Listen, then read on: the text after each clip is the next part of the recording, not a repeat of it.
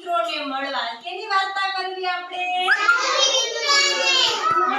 તો જો આ બધા જંગલી પ્રાણીઓ છે ને એના મિત્રોને મળવા જાય છે. તમે બધા અહીં આવો છો? તમારા મિત્રો છે ને આ બધા? હે? એમ ઈ પણ એના મિત્રોને મળવા જાય છે. તો હું તમને એની સરસની વાર્તા કરું. વાર્તા કરું ને? ચલો, એક ખિસકોલી બેન હતા. શું હતા? અને તેઓ આખો દિવસ ગીત ગાતા ને અહીંયા ફરે ત્યાં ફરે આખો. હા, એવી રીતે ઈ ફરતા રહેતા. પછી ફરતા ફરતા એક દિવસ પોતાના મિત્રને મળવા પડ્યા. એને એમ થયું કે ચાલો હું તો મારા મિત્રને મળી આવું. તો સૌથી પહેલા એને હાથીભાઈ મળ્યા. કોણ મળ્યું? હાથીભાઈ.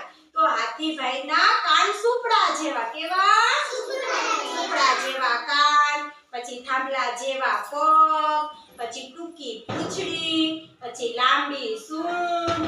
અને લાંબી સૂંઢે ખિસકોલી બેનનું સ્વાગત કર્યું. સ્વાગત કર્યું એટલે ખિસકોલી બેને એમ કીધું કે આવો આવો. શું કીધું?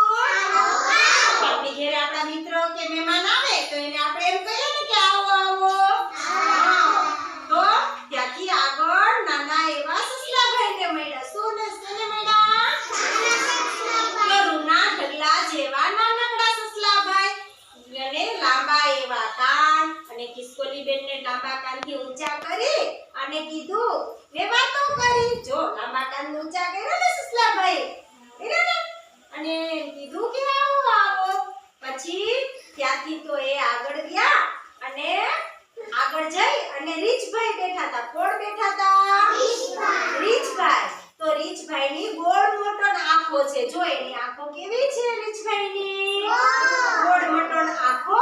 અને જાડા હાથ હલાવી અને ખિસકોલી બેન સાથે રમતા હતા. જંગલમાં થોડે દૂર હરણભાઈ મળ્યા અને ખિસકોલી બેનને જોઈ અને હરણભાઈ તો પાતળા પગે કૂદકા મારતા હતા. શું કરતા હતા? સાથે સાબરભાઈ પણ હતા. કોણ હતા?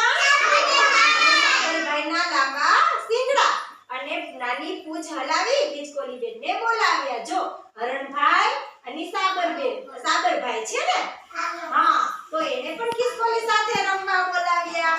તો ત્યાંથી થોડા આગળ આવ્યો ને તો એને જંગલ જેવા તેમને ઊંચા ઊંટભાઈ મળ્યા. કોણ મળ્યું? ઊંટભાઈ. તો ઊંટભાઈની વાંકી ડોક છે. કેવી ડોક છે? વાંકી ડોક. વાંકી ડોક હલાવી અને ખિસકોલી બેનને ખુશ કર્યા.